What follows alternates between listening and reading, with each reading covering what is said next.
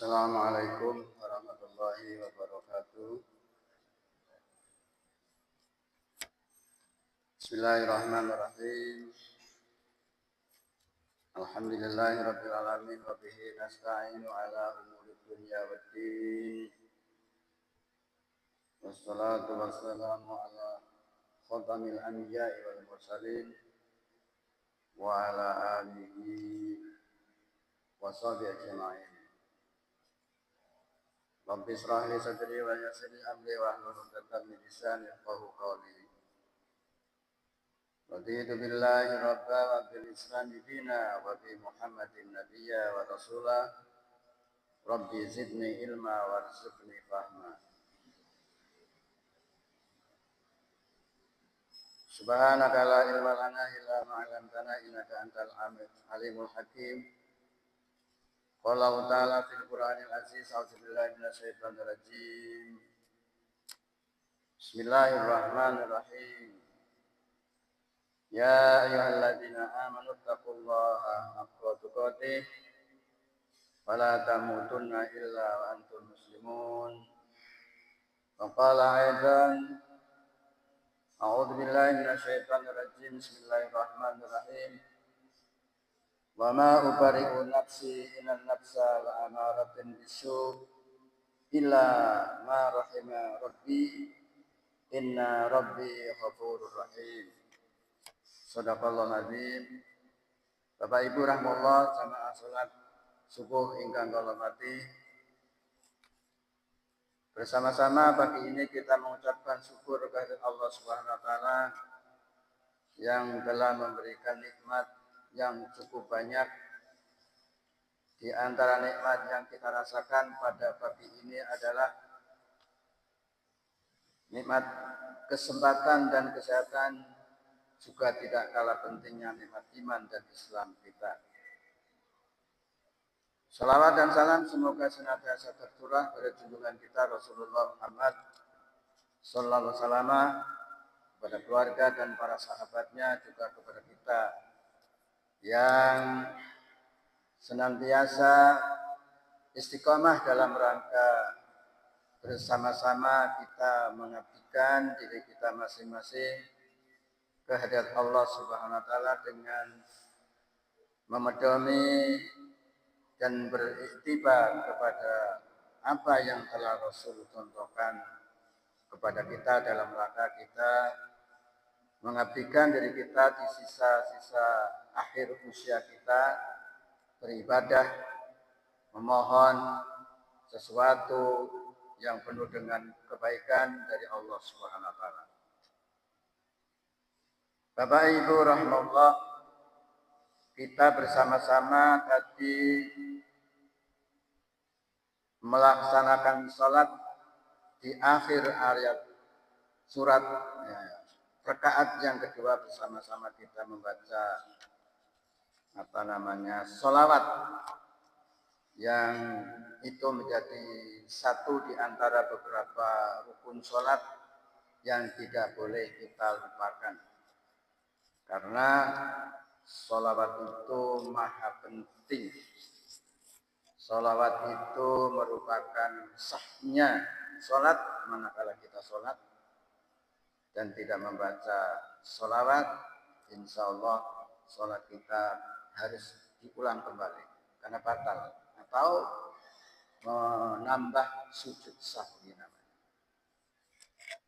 Bapak Ibu rahimahullah, pagi ini saya ingin menyampaikan beberapa hal. Di antara pada diri kita itu ada potensi dibekali oleh Allah, yaitu berupa hawa nafsu, juga sifat. Karena nafsu ini ada dua macam pada dasarnya Bapak Ibu. Nafsu yang baik, nafsu yang jahat. Kemudian sifat pun, perilaku kita pun diberikan oleh Allah potensi itu, yaitu berbuat baik atau bertakwa dan berbuat jahat atau fujur. Di dalam Al-Quran dijelaskan bahwasanya sifat-sifat yang buruk itu ada beberapa hal, ada 4 macam.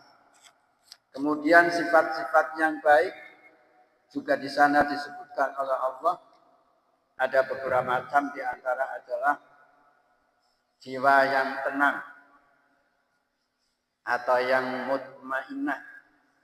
Kemudian jiwa yang radiyah, mendapatkan ridho Allah. Orangnya disebut mardiyah, orang yang memiliki sifat yang rela, itu namanya mardiyah. Di dalam surat Al-Fajr kalau tidak salah, ya, Al-Fajr ayat 29 sampai 30. Nafsul mutmainnah, nafsul radiyah, dan nafsul mardiyah. Ini nafsu yang baik. Nanti bersama-sama kita bahas. Kemudian nafsu yang tidak baik diantaranya adalah nafsu amarah. Ini terdapat di dalam surat Yusuf ayat yang ke-53, surat yang ke-12. Wama ubarri'un nafsi inna nafsa la'amaratun bisu illa man rahima rabbi inna rabbi ghafurur rahim. Dan aku tidak membebaskan diriku dari kesalahan, karena sesungguhnya nafsu itu selalu menyuruh kepada kejahatan, kecuali nafsu yang mendapatkan bimbingan atau rahmat dari Tuhanmu. Sesungguhnya Tuhanmu Maha Pengampun lagi Maha Penyayang. Ini diceritakan oleh Al-Quran ketika Nabi Yusuf bersama dengan saudara-saudaranya. Nabi Yakub punya anak 12 orang dari 3 istri. 13 orang kalau tidak salah. Yaitu 11 yang berpotensi, yang punya sifat buruk, senang yang jengkel. Jadi nafsu amarah itu nafsu yang tidak baik. Nafsu yang akan menjerumuskan pribadi manusia itu sendiri. Harkat dan martabat manusia akan jatuh manakala kita selalu memiliki sifat-sifat yang buruk tadi, yaitu nafsu amarah. Jelas di sana, manakala kita mungkin mempunyai sifat itu, kemudian kita bertobat kepada Allah, Allah akan mengampuninya. Kita perbaiki, kita dandani, masa saben-saben kok mesti marah. Itu sifat yang wajar sebenarnya Bapak Ibu. Tetapi kalau kita biarkan, akan merusak diri kita. Yang kedua, nafsu lawamah. Nafsu yang sering menyesali, suka ngeloni. Nafsu lawamah. Artinya sering gelo. Orang muslim pun ada yang gelo. Orang kaya pun nanti akan gelo. Orang muslim dan orang kaya mungkin beribadah hanya dijatah saja. Kemudian ketika bersedekah, ya hanya dijatah saja. Tidak sesuai dengan apa yang kita miliki. Di dalam surat Qiyamah, surat 75 ayat yang ke-2. Wala uqsimu bin nafsil lawamah. Dan aku bersumpah dengan jiwa yang amat menyesali dirinya sendiri. Jika berbuat kebajikan, juga menyesali. Apalagi berbuat kejahatan. Ketika berbuat kebajikan hanya sedikit Kemudian menyesali. Sesalnya nanti ketika berada di akhirat. Kenapa dulu aku punya duit akeh sedekah kos itu? Ini sifat yang selalu ada pada diri kita. Sifat yang selalu bergelut, berperang dengan nafsu akal sehat dengan nafsu yang buruk. Maka dari itu Bapak Ibu rahimahullah adalah bersama-sama mumpung kita masih diberikan kesempatan oleh Allah menghirup udara yang sejuk ini, bisa melihat keindahan, juga bisa melihat apa yang mungkin kalau kita lihat sangat menyedihkan. Bapak Ibu rahimahullah, saat ini saudara-saudara kita yang ada di ujung timur barat sana itu, di Aceh, di Padang, masih di dalam ditimpa oleh kesedihan. Nah, ada panggilan Bapak Ibu. Kalau kita memiliki nafsu yang baik, tidak ingin menyesal, saat ini Allah membuka peluang untuk apa yang kita miliki. Tidak harus banyak, tapi yang apa kita miliki, marilah bersama-sama kita berikan. Punya duit, kita berikan ke sana, kita bantukan. Punya pakaian-pakaian yang mungkin masih baik, tetapi penjenengan tidak senang, kita nggak senang dengan kain itu, karena mungkin ukurannya, kalau mungkin jahitannya tidak pas, ya bisa kita kemas, kemudian kita kirimkan lewat siapa? Lewat PMI. Kita titipkan untuk didonasikan pada mereka-mereka yang sangat butuh. Karena lulu lantak, baru kering kemarin malam saya melihat berita, datang lagi banjir bandang, sehingga banyak desa-desa yang terisolir, sehingga bantuan itu tidak bisa sampai ke sana. Tentunya bisa dengan mungkin sangat minim, diangkut oleh kapal terbang, oleh pesawat, kemudian dijatuhkan dari atas ke bawah dengan ketinggian kira-kira mungkin sekitar 2-5 kilo dari atas udara. Ada satu kemungkinan bantuan itu tidak akan tersampaikan kepada masyarakat yang ada di sana, karena jatuh dari atas, otomatis akan dibawa angin, akan berserakan. Tetapi karena medannya tidak bisa dilalui oleh truk besar atau mungkin oleh angkutan yang membawa itu, ya itu caranya. Jadi jangan sampai kita menyesal nanti. Makanya ada satu pepatah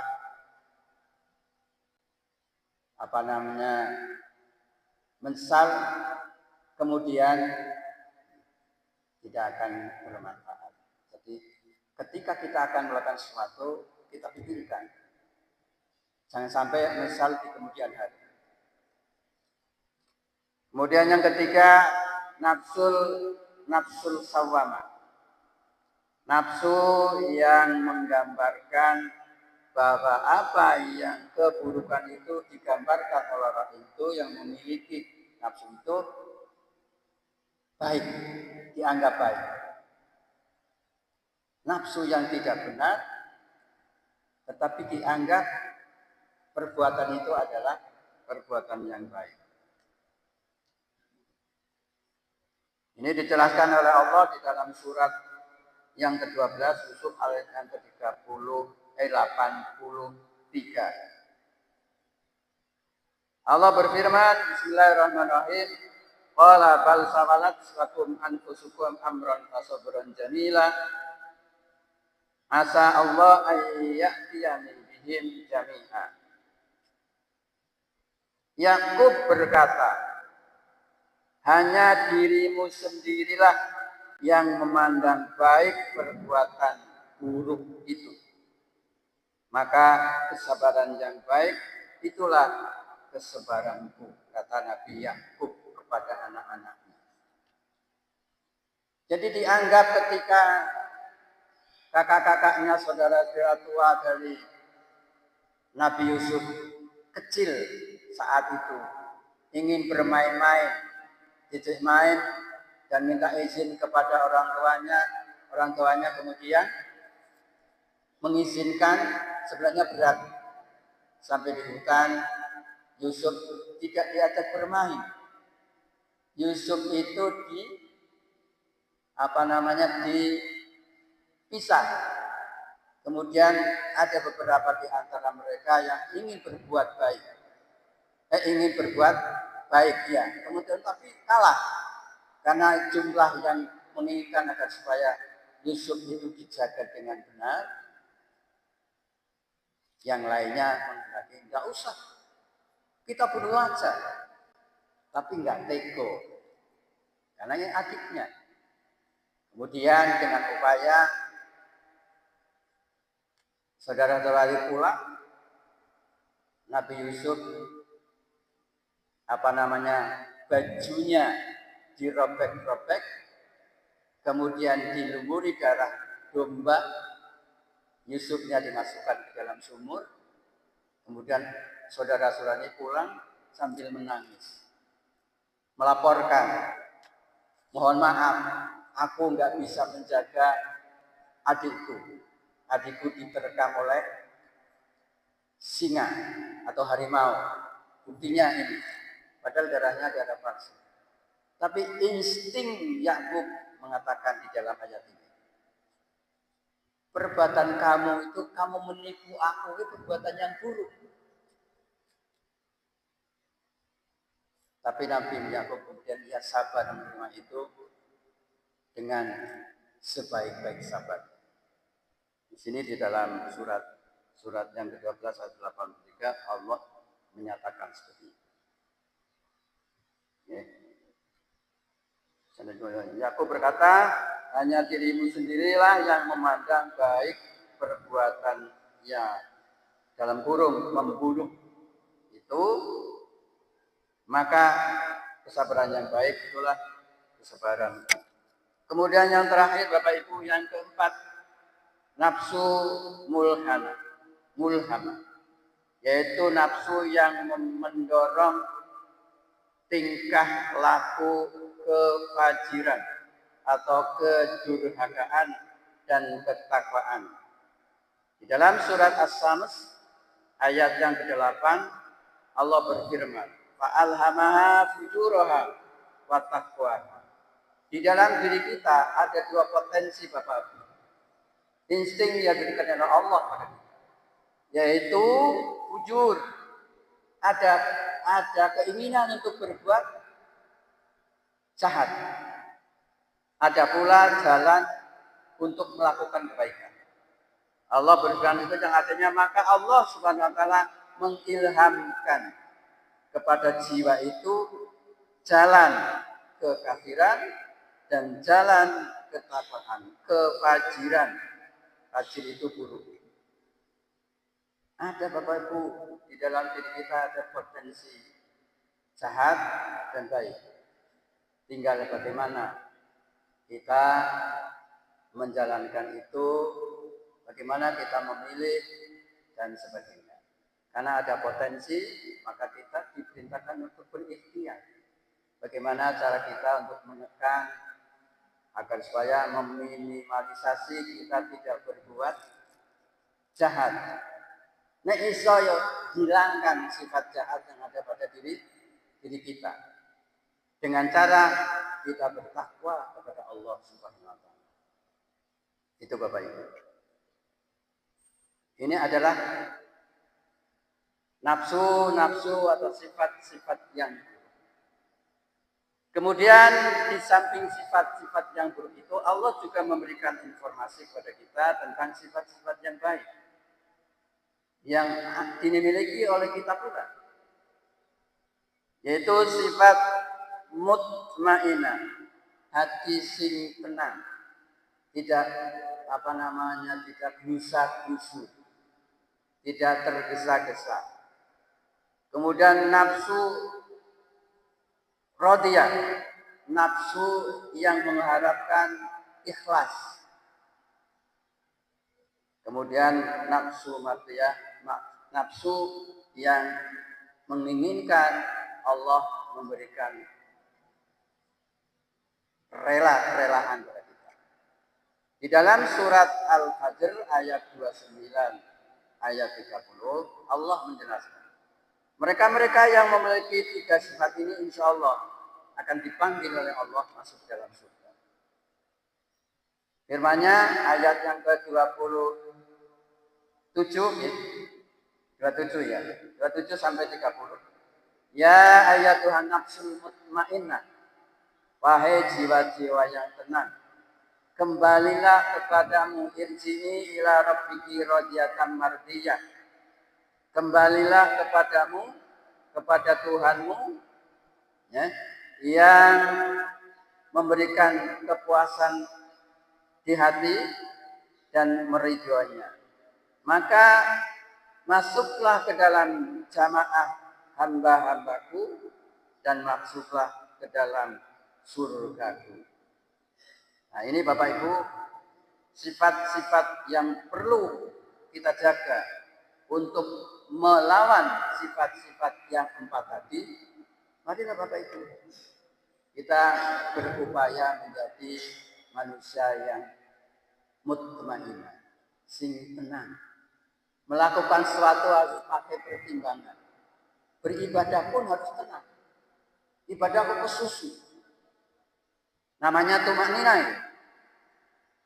Tumanina itu artinya pelan, perlahan, pasti, tidak tergesa-gesa. Ada waktu ketika kita sholat, ada syarat yang melekat, rukun yang melekat pada setiap gerakan, itu tumanina. Ketika takbir, tumanina, tidak Allahu Akbar. Enggak. Itu namanya kesusu. Kalau kita lakukan itu berarti sholat kita, Masya Allah, bisa kita bayangkan Bapak. Ruku Allahu Akbar. Kalau sudah Allahu Akbar baru membaca Subhana Rabbiyal Adzim. Subhanaka Allahumma Rabbana wa bihamdika Allahumma firli. Bacaannya juga wajibnya sekali Bapak Ibu, wajibnya sekali. Sunahnya 3 kali. Untuk mengukur tumanina kita, minimal kita baca 1 kali dengan bacaan yang tartil. Lebih istimewa, lebih hati-hati kita baca 3 kali. Itu insya Allah. Setelah itu baru kita titipkan. Itu namanya. Orang-orang yang memiliki tadi, yang memiliki 3 sifat tadi, yang dijelaskan di dalam surat Al-Fajr, itu akan diperintahkan oleh Allah. Fadkhuli ibadi, masuklah kalian semua kepada hamba-hambaku yang baik. Wadkhuli jannati. Jadi berjamaah masuk ke dalam kelompok yang baik, kelompok yang takwa, kelompok yang memiliki sifat tumanina atau mutmainah, kemudian disuruh, diperintahkan oleh Allah berbondong-bondong masuk ke dalam surga Allah.